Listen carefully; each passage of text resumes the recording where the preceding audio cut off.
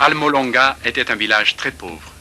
Cette communauté vivait dans la pauvreté et dans la dépendance de l'alcool. La violence, l'ignorance, la sorcellerie, l'occultisme, l'idolâtrie aussi.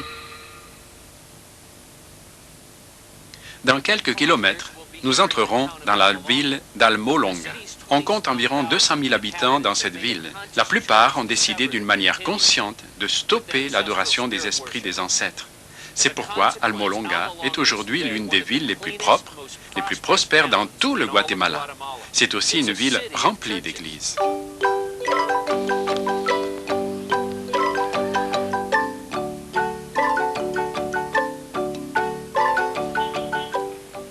Beaucoup citent Almolonga comme un bon exemple de transformation communautaire au niveau mondial. Cela peut être vrai, car environ 8 citoyens sur 10 se considèrent comme des chrétiens nés de nouveau. Mais cela n'a pas toujours été le cas. Il y a seulement 20 ans, Almolonga est un endroit plein de ténèbres et dangereux. La ville souffrait de pauvreté, de violence et d'ignorance. En plus de cela, l'alcool était le problème principal. Il y a 20 ans, si vous partiez à Almolonga le matin à 7 heures et que vous marchiez dans les rues d'Almolonga, vous auriez vu beaucoup de gens couchés dans la rue, totalement ivres. Nous avions beaucoup de prisons parce qu'il y avait beaucoup de problèmes. Le chef de la police, Donato Santiago, se rappelle que les gens se battaient tout le temps. Les autorités avaient construit 4 prisons, mais n'arrivaient pas à résoudre le problème du mal. Le reste des prisonniers étaient transportés dans une ville voisine. La violence domestique était particulièrement prononcée. J'ai parlé à une femme qui m'a raconté que quand son mari n'aimait pas le repas, elle était battue et mise à la porte. Le pasteur Mariano Riscaay, un des principaux leaders dans le bouleversement spirituel d'Almolonga, a des souvenirs semblables. J'ai été élevé dans la misère. Mon père buvait parfois 40 à 50 jours d'affilée. Nous n'avons jamais eu un vrai repas. Seulement une petite tortilla avec un petit verre de café. Mes parents dépensaient le peu d'argent qu'ils avaient dans l'alcool. Pour soulager leur douleur, beaucoup de citadins ont fait des pactes avec des divinités, comme Pascual Bellón, le seigneur de la mort, et Moshmon, une puissante idole. Maximon était en effet la plus puissante idole d'Almolonga. Quand les Espagnols sont venus au Guatemala il y a 500 ans, ils ont trouvé le peuple autochtone qui était disposé à vendre certaines choses. Mais il y avait une chose qu'ils ne voulaient pas toucher. C'était Maximon. Cette idole était très importante pour eux. Ce syncrétisme a créé une forteresse puissante. Bien que Moshmont ait pris la forme d'un mannequin en bois, l'esprit qui était derrière l'idole avait un pouvoir tenace sur les gens d'Almolonga. C'est juste un masque en bois, mais il est très puissant, comme une forteresse qui lie les gens. En ces temps de ténèbres, l'évangile ne passait pas bien. Les évangélistes en visite étaient généralement chassés avec des bâtons ou des jets de pierre, pendant que les petites églises locales étaient aussi lapidées. Les chrétiens évangéliques étaient une minorité dédaignée. Une fois, 6 hommes ont braqué un pistolet à la gorge de Mariano. Alors qu'il commençait à appuyer sur la gâchette, celui-ci a silencieusement demandé au Seigneur sa protection. Quand ils tirèrent, rien ne se passa.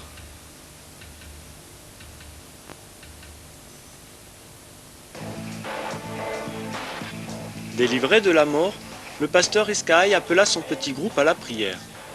Il était temps de briser l'emprise de la violence, de la superstition et de la pauvreté. Lorsque les médiateurs ont élevé leur requête vers le ciel, ils furent remplis d'une foi surnaturelle. Nous avons dit au Seigneur que ce n'est pas possible que nous soyons si insignifiants, alors que la parole dit que nous sommes la tête et non la queue. Nous avons continué à jeûner 3 ou 4 jours par semaine. Et chaque samedi, nous avions une veillée de prière. Et je pense que c'est ce qui a ouvert la porte. Des gens ont commencé à être délivrés, des hommes ont commencé à être sauvés et à aller à l'église. C'était une fantastique bénédiction. Je l'appelle réveil. Les églises ont commencé à croître suite à beaucoup de signes de prodiges et aussi suite à beaucoup de délivrances de possessions démoniaques. Is it true today that when people pray, cloudless skies will break, kings and queens will shake. Yes, it's true, and I believe it. Une femme nommée Teresa a connu une guérison merveilleuse. Une procédure médicale avait entraîné une gangrène. Ses organes internes se décomposaient littéralement. J'avais beaucoup de douleurs. Je souffrais tellement que je ne pouvais pas marcher. Mon corps entier était paralysé et je ne pouvais pas même manger ni parler. Elle était très malade et son état empirait chaque jour. Nous ne pouvions rien faire. Aussi, nous avons décidé de préparer son enterrement parce qu'il n'y avait aucun espoir. La maison a été remplie des membres de la famille et les voisins s'étaient rassemblés à l'extérieur. Tous pensaient qu'elle était en train de mourir. L'odeur de la mort imprégnait tout. Ils m'ont fait appeler pour arranger l'enterrement. Et en chemin, le Seigneur m'a dit de prier pour elle. Alors je suis allé jusqu'à son lit et j'ai dit, « Au nom de Jésus-Christ, lève-toi !» Et elle s'est levée immédiatement, sans maladie dans le corps. J'ai senti une chaleur. J'ai vu au-dessus de moi une lumière éclatante. J'ai ouvert les yeux et j'ai vu le pasteur. Je me réjouis dans le Seigneur pour ma guérison et je rends grâce à Dieu pour ma vie. Après avoir vu le miracle, ma mère et tous mes frères et sœurs se sont convertis.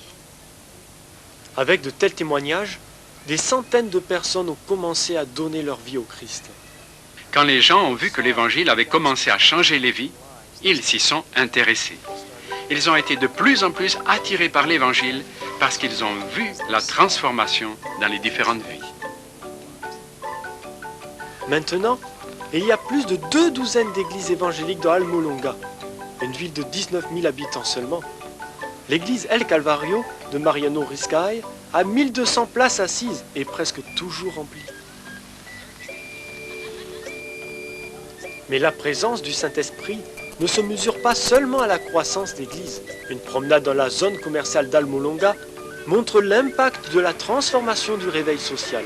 Les rues et les bâtiments sont baptisés de noms de lieux bibliques. Si les étrangers trouvent cette expression publique de la foi extraordinaire, Mariano la trouve normale. Comment pouvez-vous dire que vous aimez Dieu si vous ne le montrez pas? Paul n'a-t-il pas dit, je n'ai pas honte de l'Évangile?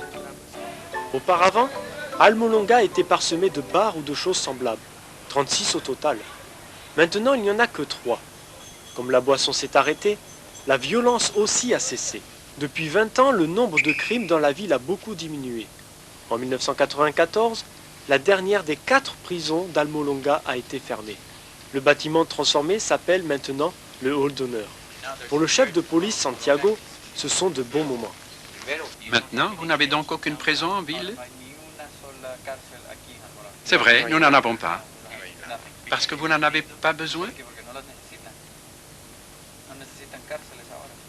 Non, mais parce que plus personne n'a de problème.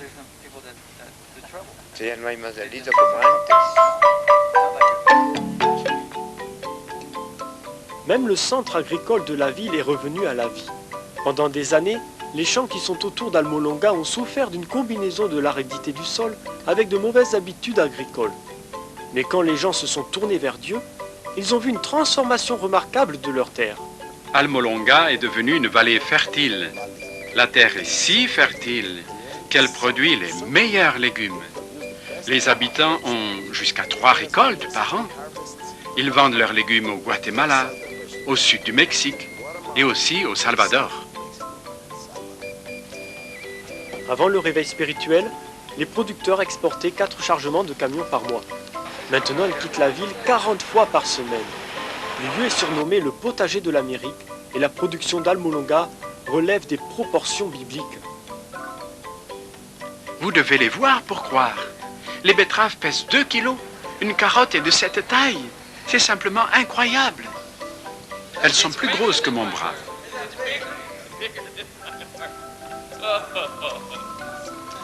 Voilà le marchand de légumes d'Almolonga. Intrigués par les dimensions de ces légumes et le taux d'accroissement de 1000% de la productivité agricole de la ville, les chercheurs des États-Unis et d'autres pays étrangers sont venus à Almolonga pour apprendre leurs secrets.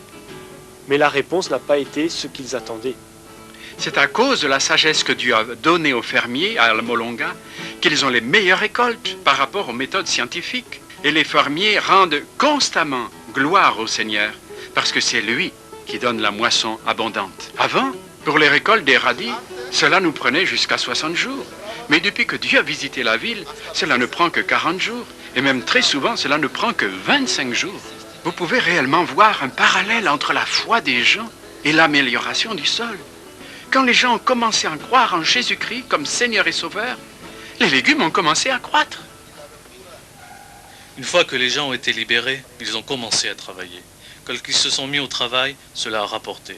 Ils ont mieux cultivé la terre et celle-ci a commencé à produire davantage. Les fermiers payent au comptant les grands camions Mercedes et les décorent ensuite avec des expressions chrétiennes. C'est merveilleux. Voilà le résultat de l'Évangile qui transforme la communauté. L'idolâtrie et la superstition se sont enfuis, laissant derrière eux un peuple consacré à l'adoration fervente et au travail honnête. Le stoïcisme traditionnel a conduit à l'exubérance sincère. Il y a 20 églises protestantes très actives, très militantes, très impliquées dans la louange, dans l'adoration, dans la délivrance et dans bien d'autres choses.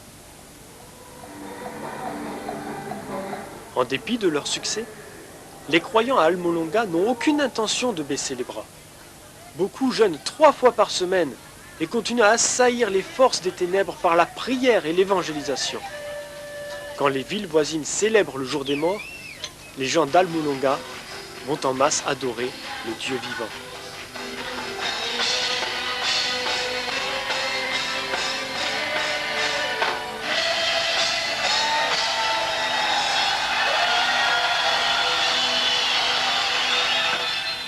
Le maire chrétien de la ville accueille une foule de près de 15 000 personnes sur la place du marché. Ils se sont rassemblés pour prier pour une expansion continue de l'Évangile dans leur vallée et partout dans le monde.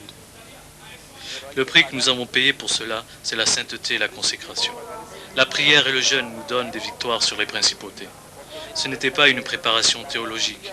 Nous nous sommes simplement jetés au Seigneur. Je pense que dans beaucoup de cas, quand nous parlons de la transformation de la communauté, nous sommes en lutte avec l'incrédulité. Est-ce que notre Dieu et l'Évangile sont suffisamment puissants pour vraiment avoir de l'impact sur notre communauté? Almolonga nous enseigne que oui, vous aviez une communauté adonnée à l'idolâtrie, à la sorcellerie, à l'alcool, des familles déchirées, et maintenant, voici une communauté transformée. C'est une bonne illustration qui nous montre que ce que Dieu peut faire là-bas, il peut le faire aussi dans ma communauté. Dieu nous a élevés et nous devons tirer profit de cette occasion. Nous sommes une génération que Dieu va utiliser dans la transformation, non seulement dans notre communauté, mais du monde entier. C'est un beau spectacle qu'il faut aller voir, celui de l'effet de l'Évangile, parce que vous pouvez réellement le voir. Et c'est ce que nous voulons pour nos communautés, pour nos villes et pour nos nations.